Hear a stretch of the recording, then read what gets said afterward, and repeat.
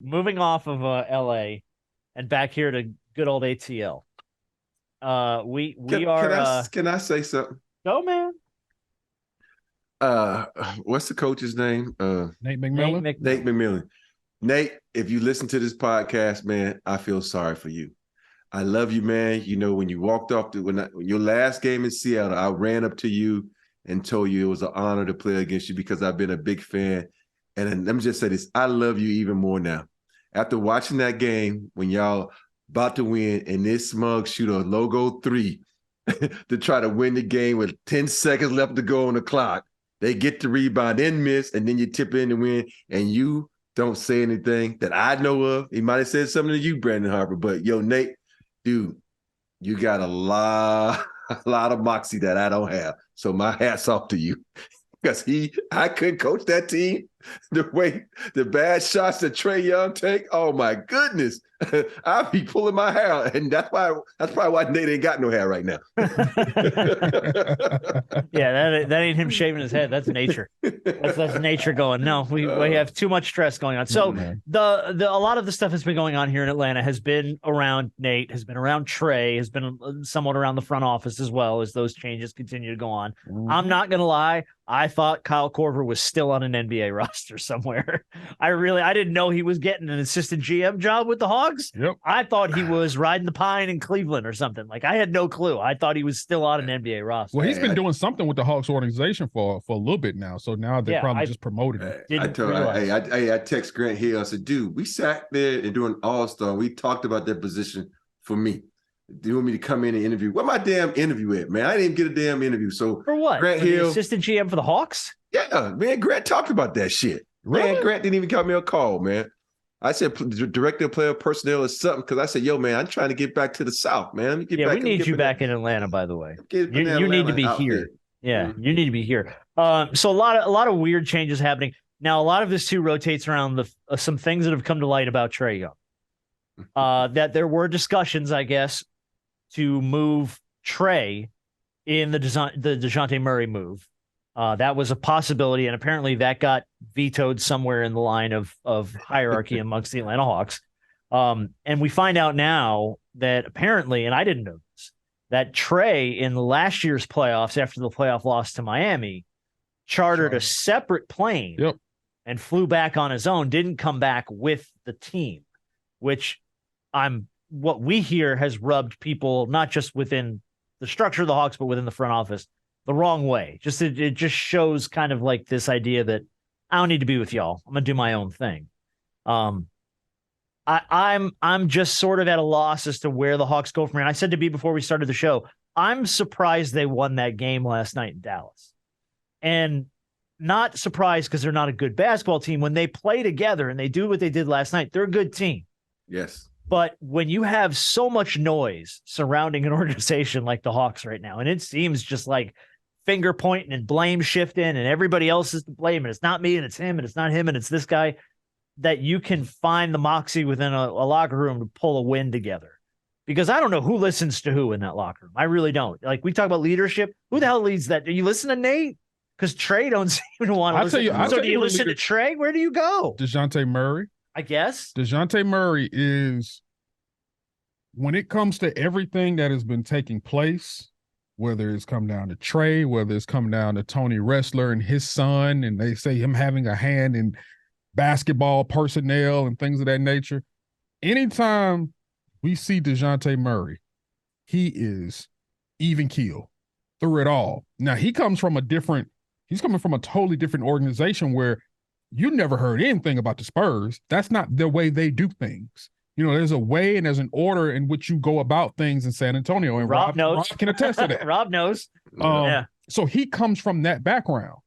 And so, you know, he's even said coming here, it's been a little different because, you know, the personality is different. There Thunderdome here, man. Compared to San Antonio, this place is Thunderdome. But through it all, he's been the voice of reason. He's been the one that has tried to keep guys' heads high, not let these other things outside of basketball affect what's going on the court. They won 4 in a row, won a big game last night in Dallas. He's the one, in my opinion, who's kind of been keeping this thing afloat.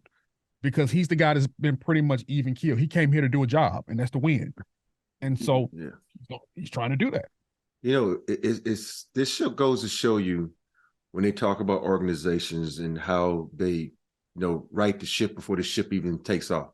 You look at the situation that happened with the Wizards a couple of years ago, how you send some guys, young guys, into an organization where there's a bunch of knuckleheads. They bringing guns to the locker room. They doing all this dumb shit, right? Mm-hmm. And then you see a guy like this who go into an organization where you got a leader that's been there for years, and it's a culture. All right, you come in here, and this is the way we work things. This is how we do things. This is a young, impressive guy, because you see some of the stuff that Murray does off the court in the offseason. You say, okay, he probably could have went down that path to be a knucklehead, but no, because of the leadership he had, and he understands this is a job. This is who this is who I am. This is what I have to do to make this team successful. He comes in there with a business-like attitude. And a lot of these guys, and I think for me, Trey Young had a lot of success early. He goes in and does all this stuff against New York, the Mecca. Now he has this crown, this halo around himself that he thinks that he can do whatever he wants to do. But you ain't won shit, though. You ain't done shit. And that's what you got to understand. It's not about, one moment, two moments. It's about the ultimate moment. That's winning the championship.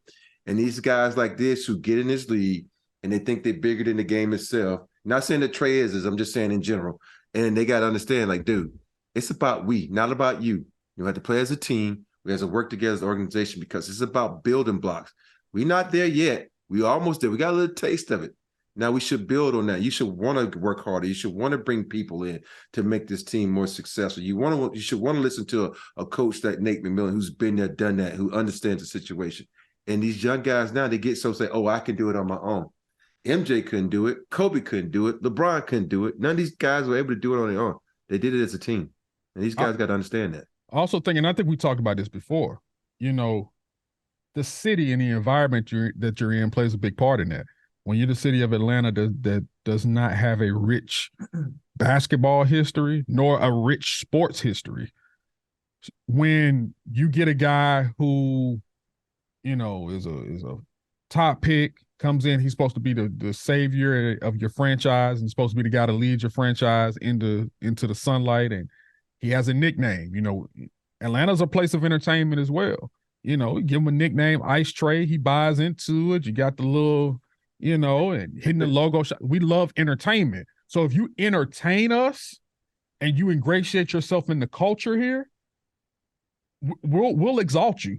We'll put you there because you've ingratiated yourself with the culture, with a lot of entertainers and celebrities around the city. So then, therefore, when you aren't playing the way that we feel as though you need to play or the team is falling, people looking around like, dang, what's going on? The city plays a lot of the part, too, because it's not used to certain things. And because we're an entertainment town and you ingratiate your athletes with your entertainment, which is cool, but people want to win. Yeah. People are there when you win. Yeah. Mm-hmm. They'll always be there. Also, too, when you're given that kind of an honor in a city where the whole city gets behind, right? How you choose to apply that, not just to how you play the game, but to how you behave on and off the floor, right, I think will speak a lot of the legacy that you leave behind too. Because, a lot of this, I think the only thing in this story that really rubbed me the wrong way, you made a good point earlier. Trae takes a lot of bad shots. And now he makes a lot of good shots, but pulling up from the logo, I don't need you doing that 2 or 3 times a night. Like that had to stop. And at some point you imagine Nate McMillan or somebody got in his ear and said, look, move the ball, learn to take better shots. You don't have to be chucking it up like Steph Curry from the logo. That's unnecessary. You don't need to be taking 40-foot jumpers every night. Right. Completely unnecessary, 1. And 2, what does that kind of the flying home without your teammates after a tough loss? I don't like, for me, and again, I didn't play ball. You did. Mm-hmm.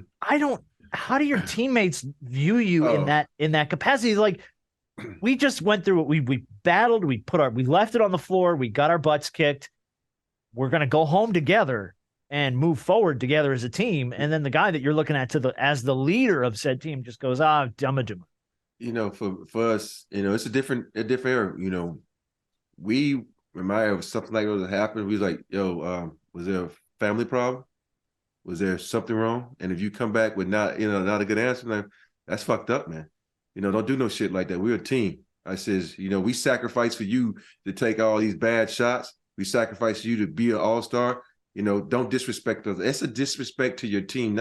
And because we've been out the battle, you didn't lose. We lost. And you can't do that as a good teammate. I remember the situation where Kobe went on Jimmy Kimmel, and the Lakers got a game, and it was all like, yeah. They got on TV acting like crazy little kids. And then he asked Kobe if you'd have been there, it wouldn't have happened. They're like, no, it wouldn't happen. I said, and I went on TV and said, well, Kobe, you should have been there. You had no reason not to be there. You out, promoting your book. And everybody got mad at me for saying that. But you know what? Kobe was there for the rest of the season. And those guys never acted like that. And sometimes when you're a captain of a team, I don't care if you're not hurt. That's one thing I will respect by AD. He might be in street clothes, but he's going to every game to be there to support his team. A lot of guys would sit at home, say, oh, I ain't going. We losing. Oh, fuck that. I'm sitting at home. Right. But you have to be there for your team to support them, because there's that one time you can see something and you can tell a player that might help them during the game or just help them overall. And you have to be there because you're a mentor, you're a vet, and they need your knowledge. And that time, it was weird. Everybody got mad at me. I said, no, it is the truth. Don't get mad at the truth. You said it yourself. It wouldn't have happened if you would have been there. So be there. Everybody's, oh, you hate. No, I'm not hating, but it's the truth. Right. Vets have to be there for the younger guys to lead them down the right path. Right. Well said. Yeah, well said. Hey. So we'll see how it shakes out here in Atlanta. We got a lot of stuff to figure out. We got a lot of stuff to figure out here. They're on a 4-game win streak right now. So as long as what's happening on the floor is, you got to start somewhere. I know. 4 turning to 7, 7 turning to 10. Let's see. Let's not put the cart before the horse. Let's not put the horse on a plane other than what the team is on and send it on its way. Look, the Knicks coming to town on Friday. Well, he loves to play New York. That's one thing I'll give Trae credit for. He loves to play the Knicks, man. Win or lose, you get your best out of Trey Young. Hey, let me just say this. I'm trading his ass to New York. Give me Julius Randle. Give me somebody off that team. Trade him to New York. I'm kidding, man. New York. It would. Oh God. Can you imagine what Knicks fans would do if Trey Young became a New York Knick? Oh, first of all, they respect basketball. They'd be happy. How well do you know? I think the building would light itself on fire. I think the garden would just collapse.